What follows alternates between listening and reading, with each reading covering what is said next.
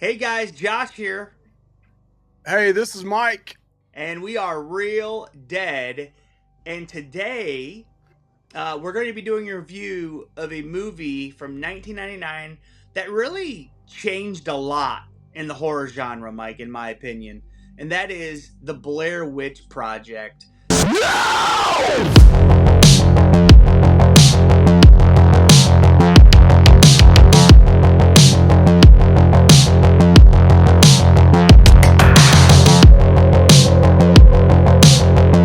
Now, Mike, you're a little older than me.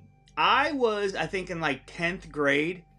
So I don't remember seeing this in the theater. Like I didn't go. Did you see this in the theater, Mike, when it first came out? Oh yeah. So I was born in '71, so I was 28 years old.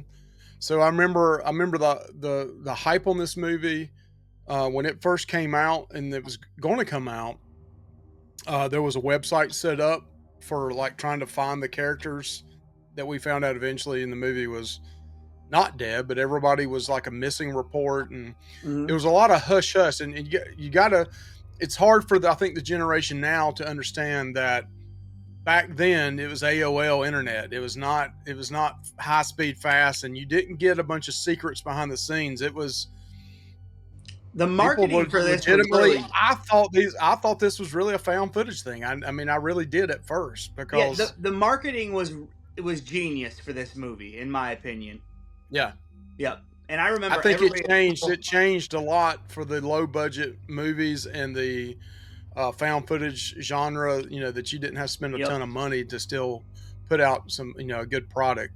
I probably didn't see this until it was on video. I rented it from Blockbuster, so it was probably 2 years after this came out. I'm thinking, um, because back then it took a while for it to come to tape. It wasn't like, it wasn't like a month later you're watching it. After it's already been out in theater. So I say it was probably 2 years after that. And I'll tell you, me and my sister watched it, and we were freaked out. We were freaked out. We didn't really know the whole thing. I just remember people talking about it at school. Like the school was a buzz about this movie, and people just talked about it, man. Like, man, did you see these people Well, weren't found? Like you said, people thought this was legitly real, Mike. Like you said, Well, that was during a time period where like the Sony Cam came out, and everybody. I used to have the big RCA tape recorder that you carried around, which is probably about the size of what this guy was carrying around. A big, heavy, junky thing that you can buy at, you buy it at Kmart, Roses, or wherever, and it just everybody was doing a lot of filming and stuff during this time period too. So for it to come out that they found something a year in event, a year later, was not unbelievable at first. Now I'm sure right, some people when they first found out about it, like there's no way this really happened, blah blah blah. That wasn't the vibe I got when it first came out. Now it didn't right, take long, 2 or 3 weeks later that it came out. It was not real, and then people got really pissed off, and that right. was one thing I talked to Heather Donahue about, and we can talk about it a little bit later on. But I So, told her I felt bad that she didn't get to experience right. that. So this movie is 81 minutes long, and I think it's good. I think that's a good runtime for this type of movie. Um, Hmm. and it has like it tries to give you a lot of different lore and background. Like they talk to a bunch of people in the town, which I really like. Um, and they give you different stories about different people that encountered the witch and stuff like that. Um, but I really like that. So I don't know if there's anything else you want to say before we get to the rating, Mike, real quick. No, I think we'll hit most of the categories here in the 6 categories we do have. I did hide the final score, so you and Okay. I can't see what the final score is until the very end, and I'll unhide it. Um, but especially if you're younger and you're watching this, and you've wondered about this movie, um, I think it's worth watching. But the main thing about this historically in filmmaking is take yourself back to this time period. Right. Don't try to, our phones probably record better than this did nowadays, but No, it the definitely they do. stabilization stuff like that is, yes, it's early technology and cams To, and I think they did a lot for very little, especially because right. this movie basically was an improv film. Also, Um, I I think I mean I rewatched it. And I know you did. The ending is one of the best in horror, in my opinion. It's one of the best endings in horror. It It gives me is cold chills still today. yeah, it is amazing. So Yep. it's great. But yeah, let's get to. But maybe not everything held up great. So let's get to that rating, Mike. Okay, so the first category here is story and plot, where everything is 1 through 5. I mean, I Mhm. guess you could give a half a point if you wanted to, but story and plot is the first category. Evaluates the narrative structure, originality, pacing, and emotional resonance. And we've always said kind of 2.5 is average. Yep. So that kind of gives us up front, basing everything off 2.5 being average, go from there. I give this a 4, Mike. I really like the plot. You got these three people going to try to do a documentary on this Blair Witch, and they get more than they bargained for. And I really like that. I think it's simple, but it's very effective. It really is. It like when I was watching this, I'm like, this.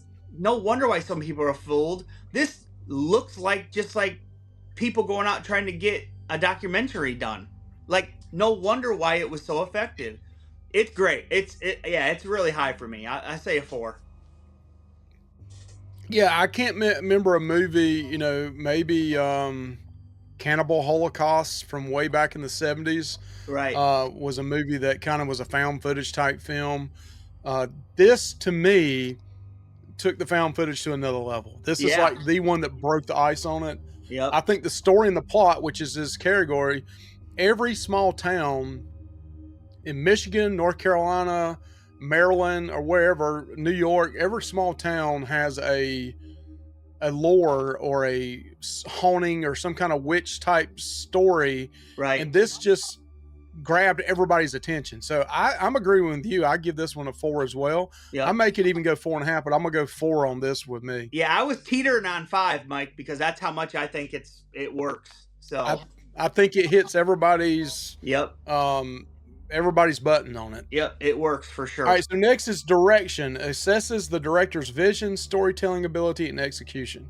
So now this one's a little tricky because yes, they had two directors, but really they were writing stuff down and having it in places for the actors to get and kind of just make it up, or they have direction, but it was kind of up to the actors to kind of, they knew what they had to do, but they kind of just said it. So I mean, I probably, you know like I said, I think it works.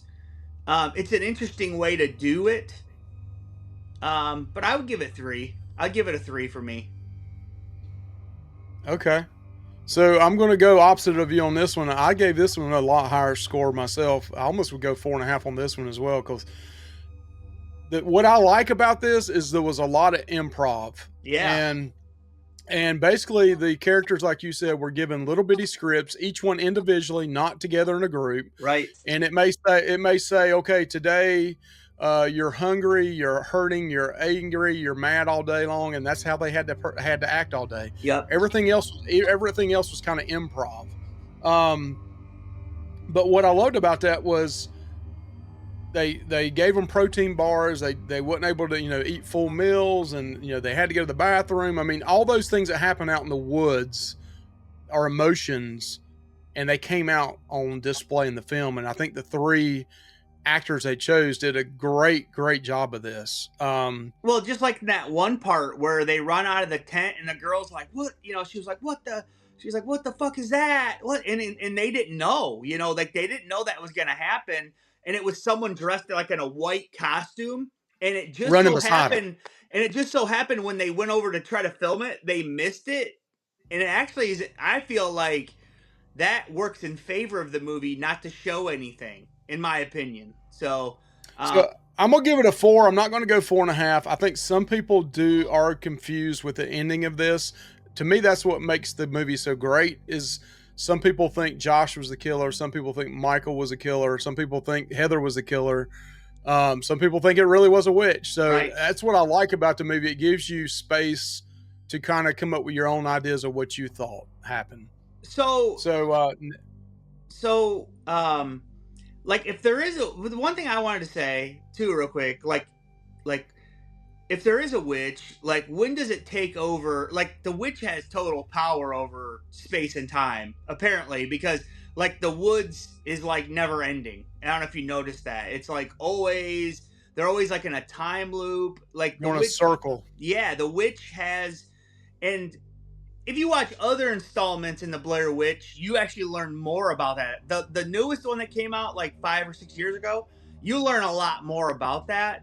And so, um, but yeah, I just wonder if the witch did, like, as soon as they enter the woods, is that when the witch takes over? I mean, those are some of the questions that you have as well. If you think it's the entity and not one of the people, Right. So acting focuses on the performances, chemistry, and believability of the cast. I thought the cast had really good chemistry. And when they're mad and pissed off at each other, dude, that's like it like was like sounded legit to me.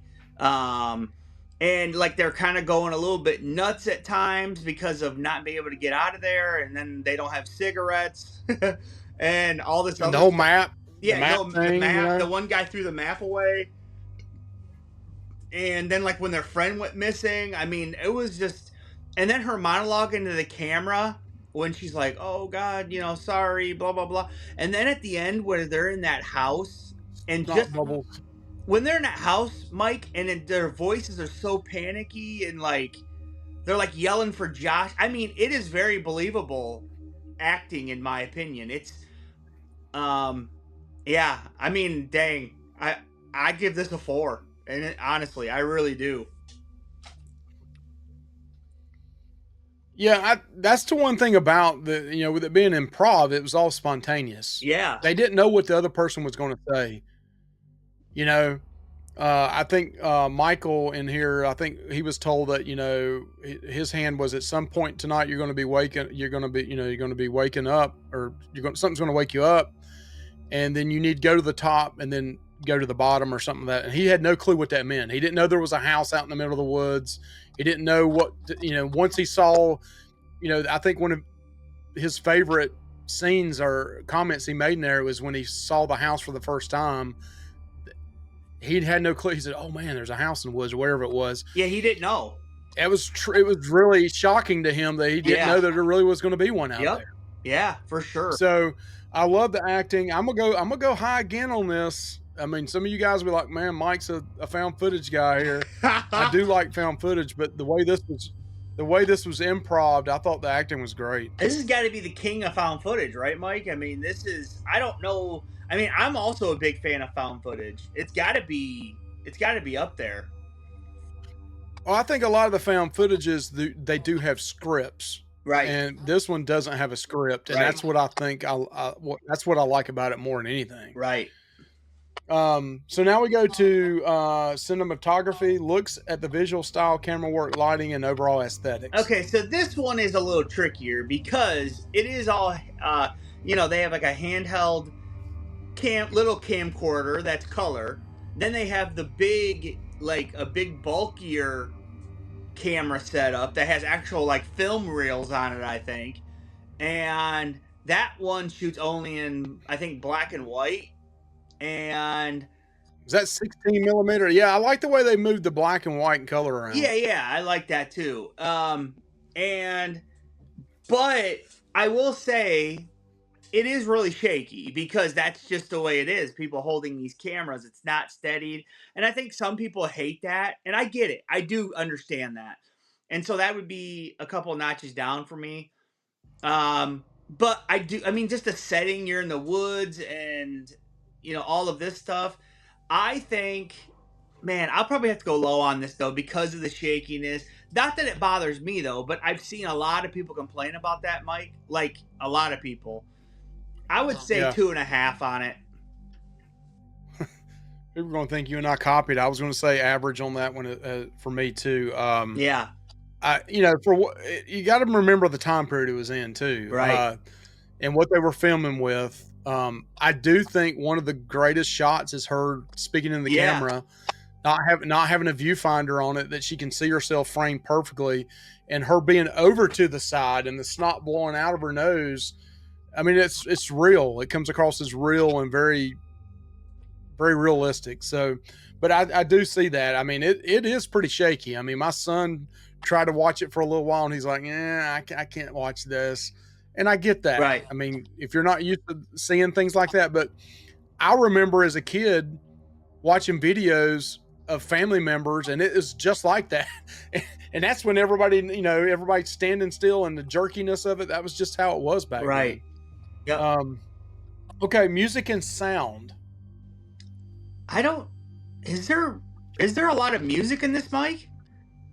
Only thing really sound I heard was like sounds of people screaming and yelling and stuff, and that was pre-recorded. So I don't know that there's any. There may be, I think, a couple scenes where they're listening to music as they're driving around, but not a whole But lot. there's It's all. not like Well, a I mean, like soundtrack of. and you can like hear Josh yelling in the house, I think, or like they do play like recordings of. A lot of that was pre-recorded, and they said they actually heard the person hit the tape recorder whenever the sound started coming. Okay. But it was on a tape recorder, and they hit the buttons out in the middle of the woods to start piping in the screaming. Okay. It wasn't live screaming. Well then, yeah, this one don't have much in that way, so I guess I'll give it a 2.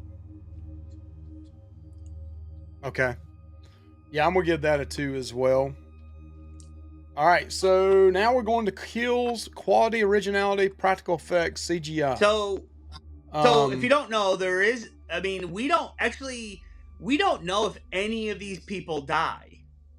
We don't get confirmation of any of that. So I do say there's 3 kills in this, and that's the main people. I say they're all dead. I believe that it is an entity that kills them. I think that's what it is.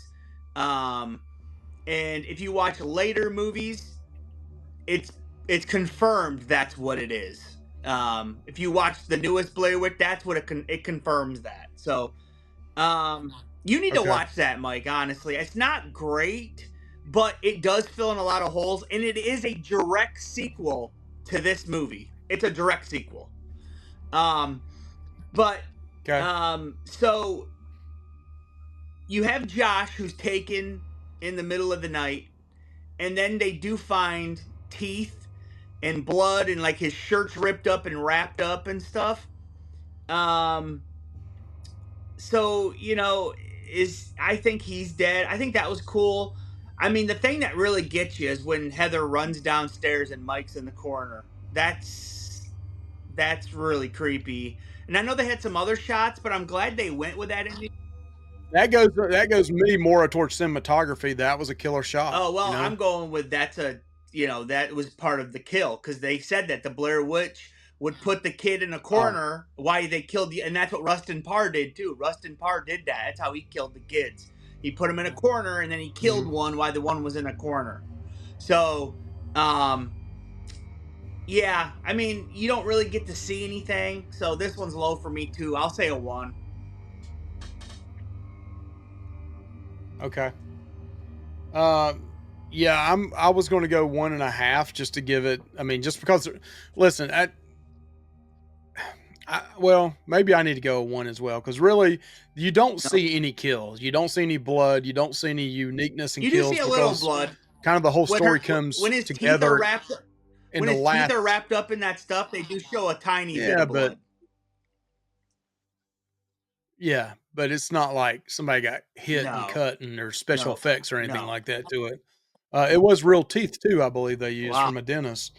I'm gonna give that a 1 as well for me. Again, that's below the 2.5 average. This is one of those movies, Josh. Real quick, do you think they could reboot this or redo the original?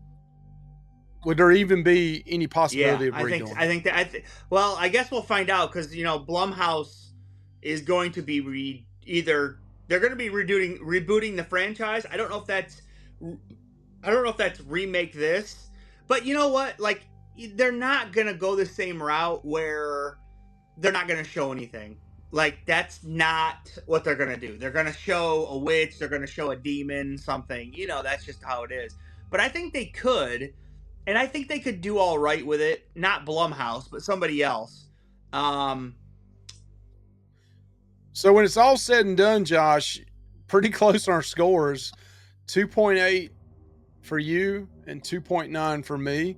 So that would be right around a 5.6 for you on a 10-point scale and a 5.8 for me on a 10-point scale. I don't know what this thing's coming in on Rotten Tomatoes at right now, but um, you know, not a bad score for found footage, above average, but I definitely can. There's a couple areas there that we scored low that Right. really brought the I'm overall score down. So, and I want to make sure everybody understands this because Josh and I talked about this. Just we're scoring the film off these categories and trying to be as real with you Yep. guys as we think about these items. That doesn't mean now sometimes I might score the whole movie below average, but I I'm really very like the high on film. this film. I'm I'm just very high on this film. Like I'm that score surprises me because guess what? If you told me rank it 1 out of 10, I'm giving it a 9. Like I would give it a 9. So that score right. doesn't go with what I think. I mean, it's just basing it off those categories. Is What you if personally you feel. ask me just, oh, what's your score at Blair Witch Project? I'm giving it a 9 because I love it that much. So, Right. yeah. So take that for what you will. Yeah, I think that's fair enough. And one thing I said earlier was I did talk to when I at the recent con we went to in Smoky Mountain Terror. Heather Donahue was there.